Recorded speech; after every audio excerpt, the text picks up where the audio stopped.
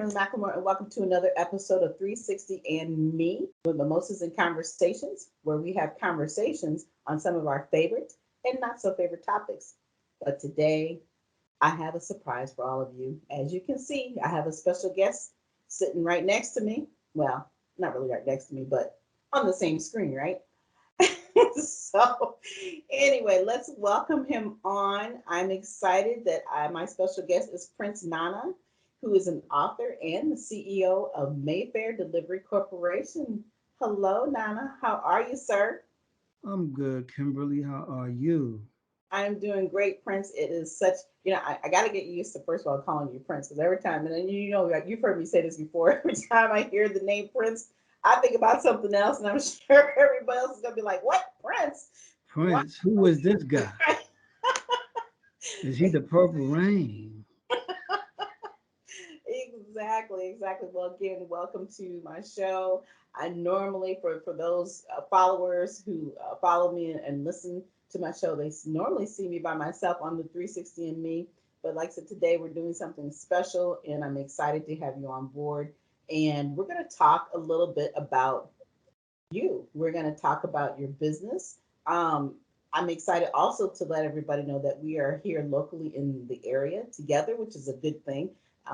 To be able to have somebody within our community being able to talk about what they're doing in the community, which is outside the Washington D.C. metro area, and of course, most people know that I'm right here in the Woodbridge, Virginia area as well. So, Prince, just why don't you just chat a little bit and tell us just a little bit about who you are? So I'm Prince. As you said, I'm the CEO of Mayfair Delivery Corporation. Just a little bit about myself. My favorite colors are blue, white, and black. I have two daughters, Victoria and Nadia, and I like working out, exercise, but I haven't been working out lately because of COVID and just being lazy, of course. And Three it's years not now, right? 3 years. exactly a solid almost 2 years without really doing anything too active. But fortunately, through my company, we do a lot of delivery services, so that allows me to be mobile and stay active through work and stuff like that. All right. Well, we learned. Well, the thing I have to laugh at you because you said I have a favorite color, and then you told me three colors. Okay. Yeah, my favorite three colors. It's okay. I'm just teasing you. So anyway, again, welcome, and I'm glad, like I said, that we're going to have the opportunity to talk a little bit more about your business. First, tell us a little bit about where you're from, because you have a very unique name, and I'm sure everybody's trying to figure out where does the name Prince Nana come from. Absolutely. So my mother, she's originally from Ghana, and that's in Africa. And so she shared that with me when I was young. But she's been living here her whole life pretty much. She's been in America since she was, I want to say, maybe 10 years old. And she shared that with me, and I really enjoyed the culture of learning about her and just filling in on like the gaps between her giving birth to me at a young age. She's told me she gave birth to me around 16, 17 years of age. So just filling me on like her background, her likes, and the like the struggles she had to go through to kind of allow me to grow up. And I grew up with my grandmother while she was active in like her business. Hmm. Um, and so that name, that origin comes from Ghana, and is an African name. Okay. So where did you grow up at? I grew up at um, between Silver Spring, Maryland, Okay. and Hyattsville, Maryland. I've been living in Maryland pretty much all my life. Um, my stepdad, he works in Washington D.C. He was a taxi cab driver, Hmm.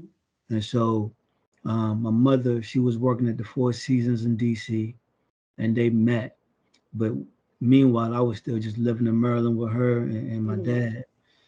And that was just my place of living and childhood and being raised at.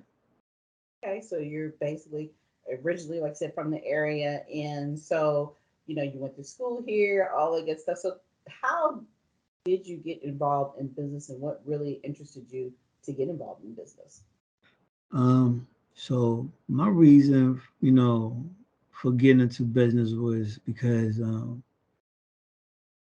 every time, especially my teenage years, when I would go to work, and my first job I ever had was at McDonald's, and I was, I believe, 15, so I needed a permit. So my mother signed off for me to get a job there, and I was like, well, I can work here and eat and save money.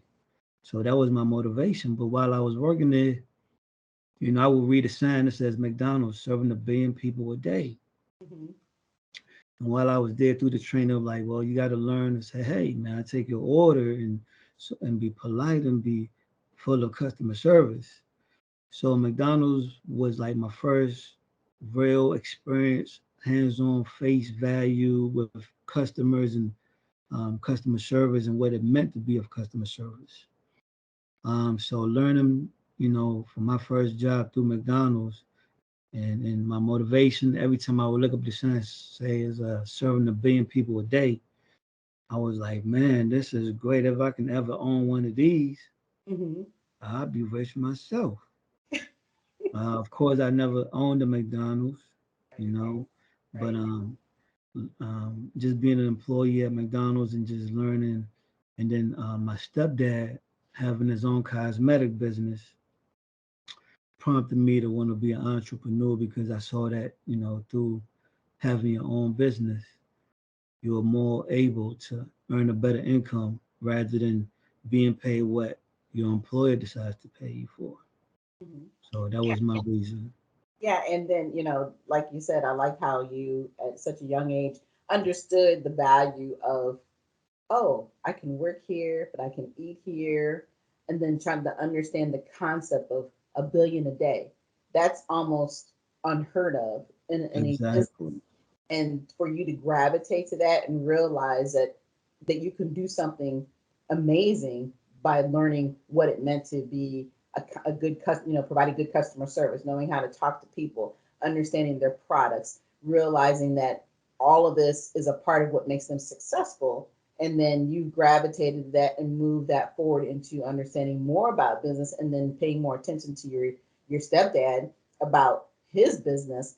That's important, because I think a lot of times, you know when we're younger, a lot of times too, our parents don't always, especially in our Black communities, we don't always sit down and have the conversation about business or even understand entrepreneurship.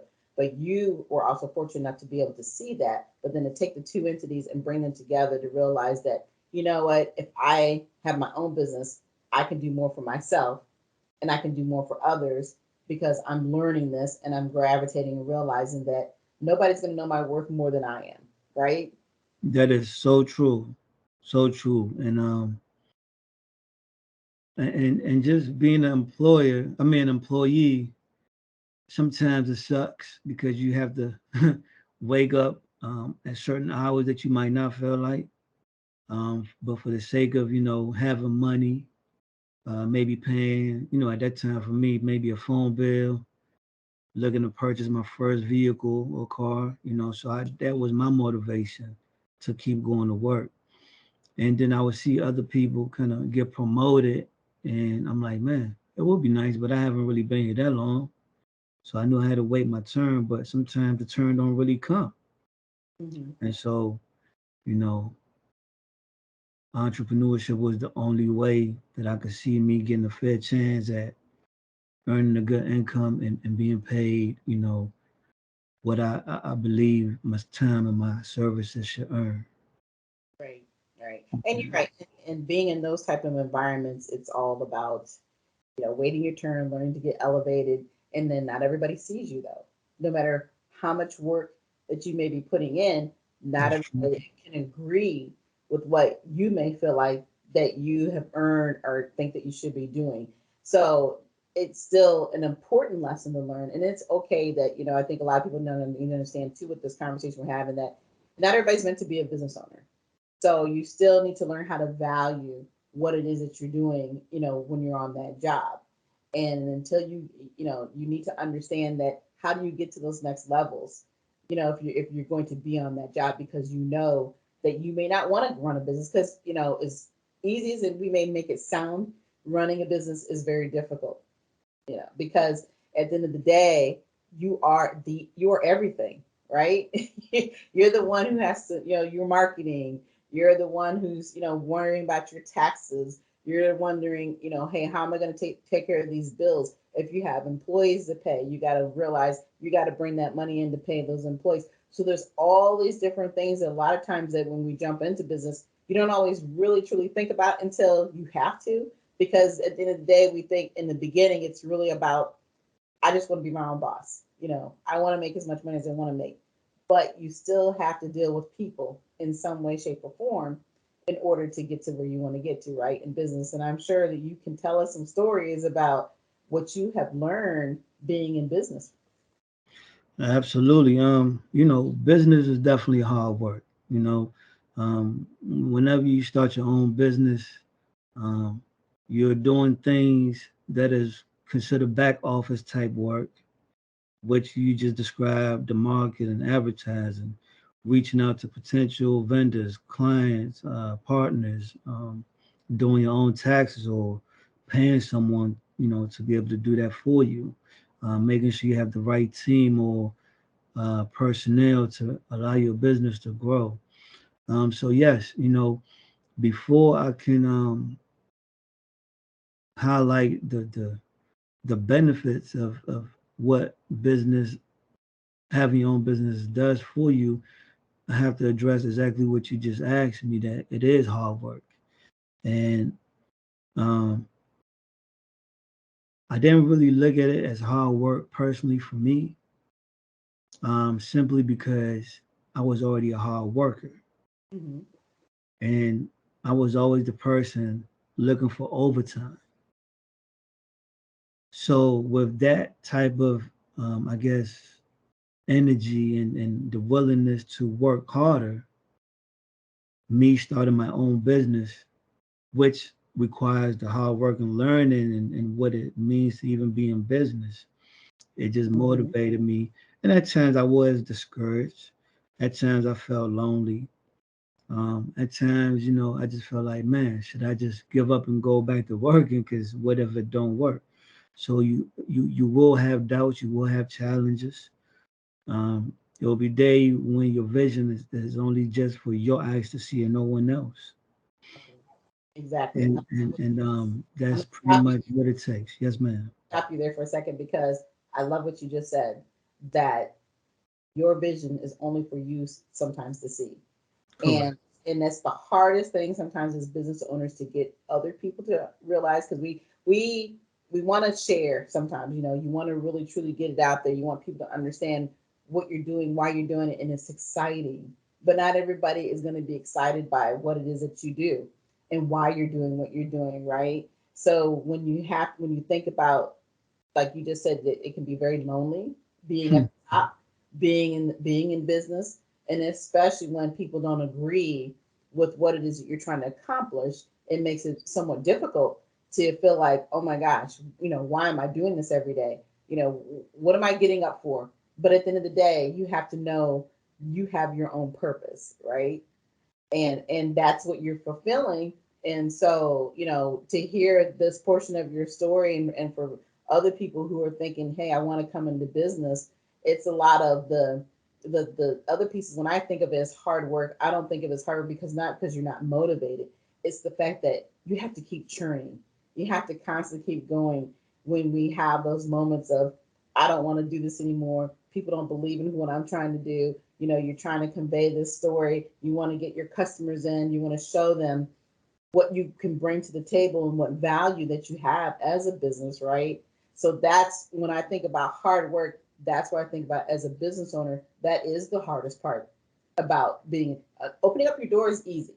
It's staying in there and maintaining it, right? And keeping that money flowing and keeping those customers in, making them constantly happy. Those are the things that I always think about when as a business owner. And you can continue with your story, but I just had to stop you with that because I think that was such an important piece to gravitate to, because I don't think a lot of times people understand the difference of what it means of, wanting to share that vision and why that vision is so important for other people to see. Yes, Kim, you're absolutely right. I believe that with business, once you have your vision, you got to stay on it. Um, to me, what I've learned is that everyone, when they open a business, want to kind of piggyback to another person to get support, to get help, and so as an emotional aspect of your intellectual or intuitive feeling, and I had to learn to calm down, because the first thing about having your own business, like you said, getting set up and opening your door is easy. But then when you want the sales, you want your register to keep ringing, you want your service or your product or both to be doing well instantly, you know, and that's not what everyone else has time for. Only just you as the entrepreneur, you as the founder, you as the business owner. So for me, I had to learn to align myself with um, people in the similar industry Hmm. without having to be like a competitor, Right. but rather just someone just seeking to be um, of an extra help to make their duties much easier, offer an affordable service where they Hmm. can pay me for, and I can do it. So I was always willing to take the least amount of what I actually wanted for some of my services, just for allowing me to gain trust and ground to allow me to grow my business. So sometimes it's not so much about how fast you can grow, how much you can make instantly. But if it does happen, amen, God bless you more and Exactly. more, you know. But um, Exactly. nevertheless, when you own your own business, you are still a worker. That's You right. know, billionaires and millionaire, multimillionaires still go to work. They still work their business. So the concept that once you own your business, you're successful. No, the fact that you have your own business allows you to earn what you want. And that's pretty much the bottom line of all business, earning what you want and bringing in that income.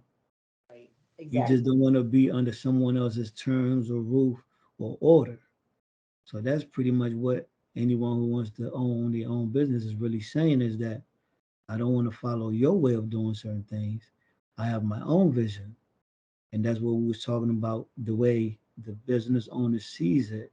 He or she got to follow that vision Exactly. and come with politeness, professionalism, you know, always willing to take just a little bit less just to allow yourself to grow. Hmm. And so these are like tactics and strategies I learned that has helped me out a whole lot more. And sometimes when you partner with people or you have um, vendors or clients that open their doors to you to get work or services from, they're not saying that you can't earn more money. They're just saying we're going to only afford to pay you what we can. And so if you're grateful for that, you still have the whole field for you to grow however you want to grow as a business owner. So there's nothing wrong with taking a little bit less just to keep growing for the long term. Exactly. Exactly. But okay, so let's talk a little bit more about, we talked about customer service is very important for what you do, but tell the viewers, what is it that Mayfair's, delivery services does? What do you guys do?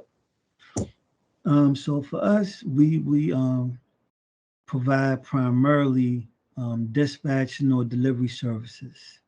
What we do is say, for example, um, a customer calls us and say, "Hey, I have my items or products or whatever household or business products or household things in the storage. Can you go load it up on your trucks and deliver it to such and such place?" Mhm. So we do delivery in that sense. We also provide moving services from homes and townhomes and apartments and pretty much in the DMV, We have did some moves that went as far as North Carolina, but we really focus on staying in the DMV. But the primary focus and function of our service and business is business to business delivery services, where we have dispatchers that have like load boards. Hmm. And so they will call us and say, hey, we have a load from Washington, D.C. going to North Carolina or South Carolina. And then once we get there, they'll give us another load from whatever stop we made back to another location. So we're always on the road.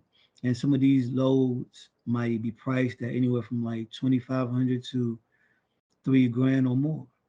Okay. So, the only thing is that maybe the wait time at the loading place, and then the rest of the time is really just driving on the highway Okay. and then reaching your destination, unloading, and then either loading back up again and going another direction. So that's pretty much what we do in Mayfair Delivery Services. Okay. So, how are you handling with the way inflation is going on today? How do you deal with that in your business?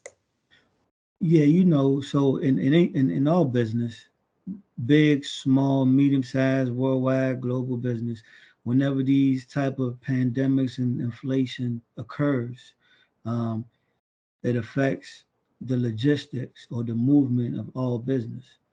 So of course, we always got to learn to adapt and adjust.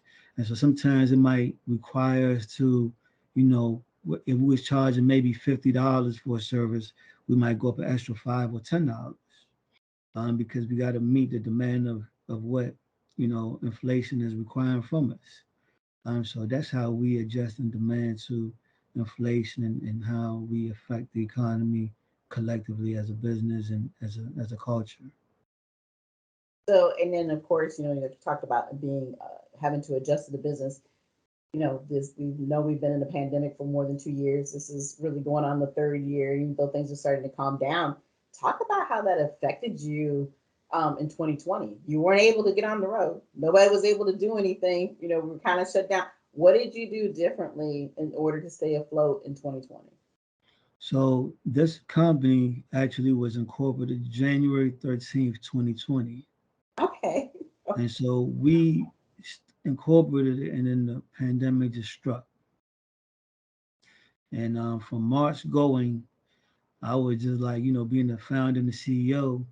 Fortunately, I had already had entrepreneurship and business startup experience. And I knew that even if the pandemic was to affect us in any way, it wouldn't be too much, simply because of the type of industry we're in. And people still need logistics, and people still order. So the rate of, you know, packages still having to reach certain destinations. Um, and it was unfortunate that some people had to downsize from their homes, but they also created jobs for us. Right. So um, when these type of things happen, like with the pandemic, it all depends on what industry you're in, and that's how you can adjust to whether you can sustain as a business or not. And then even sometimes we've seen a lot of people get fired or lose their jobs, or companies even shutting down because their services was not required as much as they thought it was required for.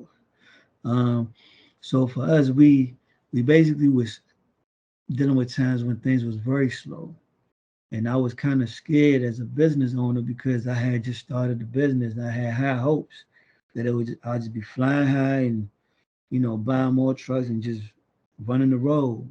Right. Right. But unfortunately, it didn't turn out that way. It was very slow. I actually had to return back to the company I was working for in security and IT field. And I was doing that and running my business part time. So sometimes just making these type of adjustments is very necessary. You can never be too shy or too scared to make sure that you're taking care of what's necessary for you to live, you know. But you can never be too scared to keep going forward because every day brings about new opportunities. Right, And right. that's how, myself and my corporate team was able to adjust. And sometimes, like I said, you got to take a lesser pay. So it was a time when some contracts they will pay us 15 to 20K per month for. And when the pandemic hit, it went down to 10, 12 grand a month. But we still accepted it because it was still income. And Exactly. so, going back to what I just said, sometimes you just gotta accept the least just to keep your business afloat, and don't live to be greedy, but just live to make sure you see your business growing because every season brings about a greater blessing. Absolutely. And I like how you talked about the fact that, at least you had the capability to step backwards a little bit in order to do work you were in IT. And, sometimes people don't have that flexibility or other things that they can follow back on in order to be able to continue to move forward. And the thing that's even more important about this conversation is that, you know, having that flexibility is what makes you not just survive it helps you be success, right? And that's what you learn, that unfortunately you came out in a time where nobody could have ever anticipated this was ever coming, and it put everybody in a strain. For those people who are used to having jobs, not everybody got to keep their jobs. Obviously, a lot of us were fortunate enough to continue to work from home. You could telework, you could still get things done, but there was a lot of people who weren't able. And then of course you had those people who had to be out in the midst, in the middle of all of this pandemic stuff, and still had to work, and to help others to live and to survive during that time frame. So, like you said, sometimes you have to be able to adjust appropriately, and you learn all throughout business. No matter how many years you're in, you're always going to have to make adjustments, whether good or bad. Whatever's going to maintain and sustain the business to keep that growth there and to keep the customers coming. So you talked a little bit about everything that you're doing. I know that there's other stuff you've done, but we're not going to get into all of that today. So because I can't wait to talk about the other half of who you are, but we're going to save that for another day. But is there anything that you would like to share, with the viewers about what else you're doing in the business? You have anything, any specials you want to share? What else do you want to talk about? Well, right now we've been very blessed because I just closed a contract with another company, all pretty much dispatching and logistics related. But it's all about pretty much keeping our wheels turning, and they're willing to give us loads pretty much every day. Wow. So even though the pandemic is still going on into its third year, like you mentioned, um, some businesses still need to be in business because of these reasons, and it creates a demand. Yep.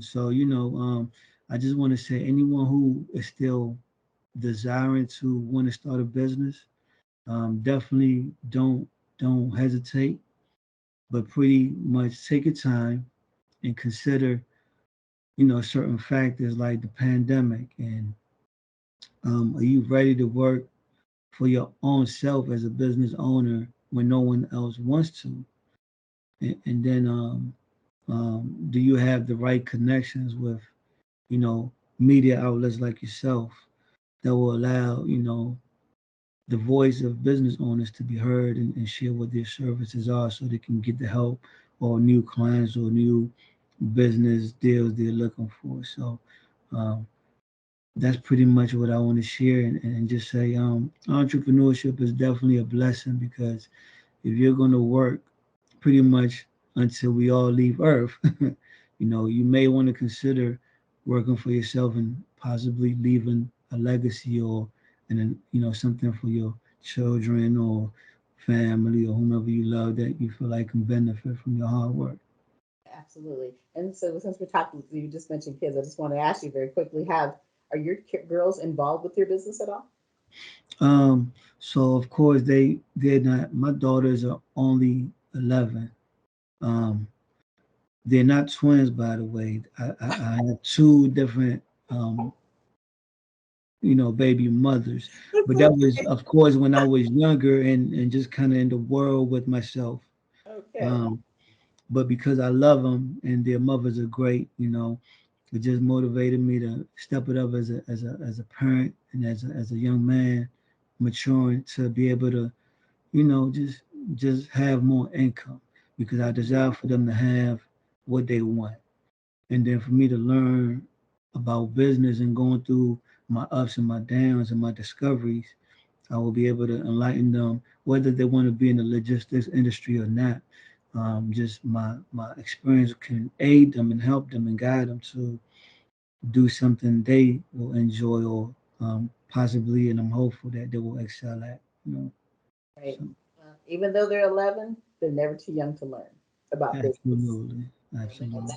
They may not want to be in logistics, but just the basic understanding of what it takes to run a business is an eye opener. And at this age, I think it's a phenomenal time frame to learn because a lot of times when we're kids, we have no fear. We don't think about it the way adults think about things, right? Because we've lived some. So we kind of think about all the other things because we realize that no matter what we do, we have responsibilities, and those responsibilities never stop coming, whether you're working for yourself or whether you're, working for somebody else. So, now I always say, it's always a great time for young people to start learning the aspects of what it means to be in business, what it takes, whether it's learning how to write a business plan, whether it's learning how to save money, just understanding those constant aspects I think are very important. And it was so funny the other day, or amazing, I shouldn't say it's funny, actually it was a great thing. I read an article about this mother who had been decided she was going to save up and do something really specific and fun for her son on his 16th birthday. So she has this amazing party for him, but in this on the 16th birthday, she decided to show her sons that they all got a house and $10,000. I think he got three houses and $10,000 Wow. so that he could have something to start with and have his legacy as of today.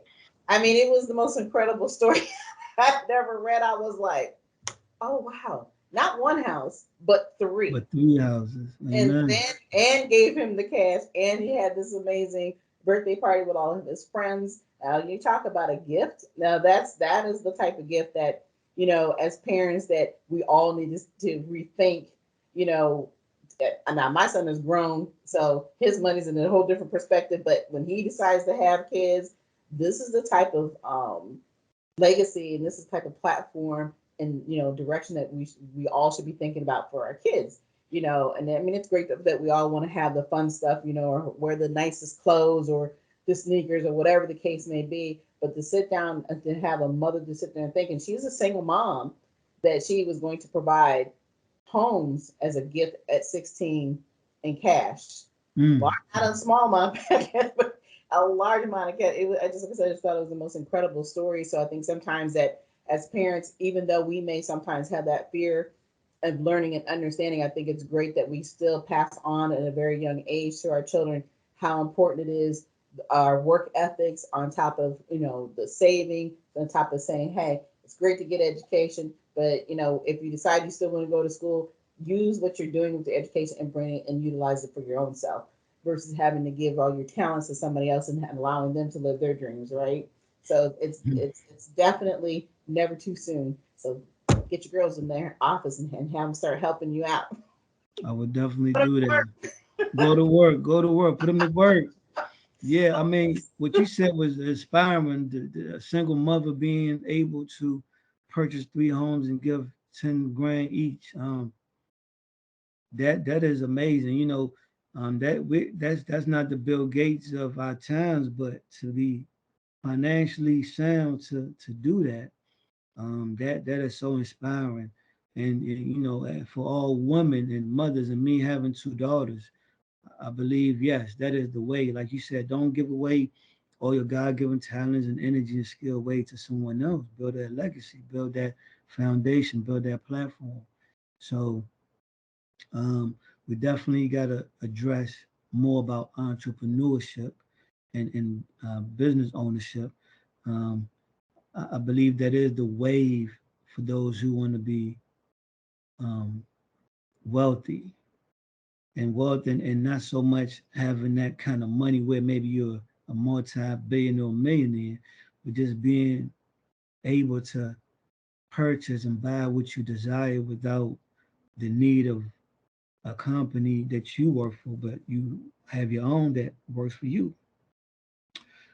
So I'm always about growing. I'm always about helping other people out, and just now that the pandemic is here, this is almost to me, I believe, the perfect time to really have a sound mind to learn about business and see if there are any flaws or any strategies or methods anyone can use coming out of the pandemic that will make just the systems of how business operates stronger. So if we ever have a recession or a pandemic or what have you, you've already calculated these factors out that will make it much easier to survive the next round.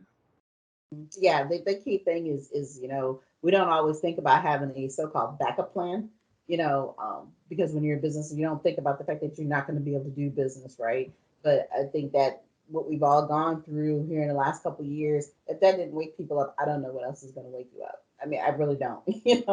You definitely have to be prepared because you just don't know what is going to happen, and these are things that we have no control over. It doesn't matter. Didn't matter how great of a business person you were when that pandemic hit, it hit. And like I said, some people had the capability where they could continue to move forward, but there was a lot of people who literally had to shut their businesses down. And a big part of it is because we aren't prepared for the unknown. And that's no different than anything in life. We all think we're going to have our jobs. And then when all of a sudden one day you come into work, you're like, what do you mean I don't have a job? You know, That's true.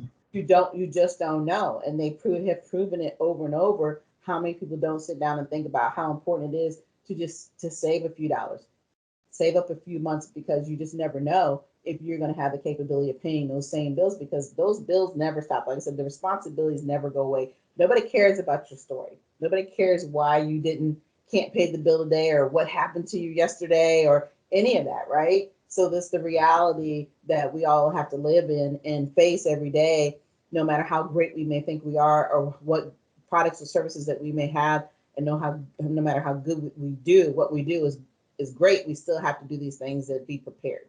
So, and we will definitely be talking more about a lot of this in our next conversation that you and I are going to be having. And I'm not going to say, I don't want to say what it is, but we all know that you're an author. And I love talking to authors because I'm an author too. So we got a lot to talk about in our next conversation that we're going to have. But before we end today's first session, our first conversation, why don't you, Prince, tell everybody how they can reach you and, how they can find your services. Absolutely. If you're in need of delivery services or moving services, you can just reach us at mayfair.delivery.com. That's MAYFAIR delivery.com. You can also catch me on my personal Facebook, Prince Nana. And you can, when you go on our website, it has our contact. And you just call, or you can just fill out the service request box on our contact page, and myself or one of our team members will reach out and schedule you and allow you to, get serviced. All right. Well, I just again want to say thank you for spending time with me on 360 and me. This is cheers to you, sir. Absolutely. Cheers. Okay, and then next time you come, you gotta have I'm something. gonna bring my cup with me with something in it. Have something to drink. Okay, this is mimosas and I'm gonna bring my conversations. cup. We're gonna lay back in the Maybach. That's right. You got to be prepared. Okay. Of course, I could have warned you, but hey, this is what we do on mimosas and conversations. You got to bring something, live it up a little bit. No All question. right. Thank you, Yeah, Kimberly. very welcome. You're very welcome. And like I said, hey, I hope you all enjoyed this episode of 360 and Me. We will be back again soon. So you all take care. Good night. Good night.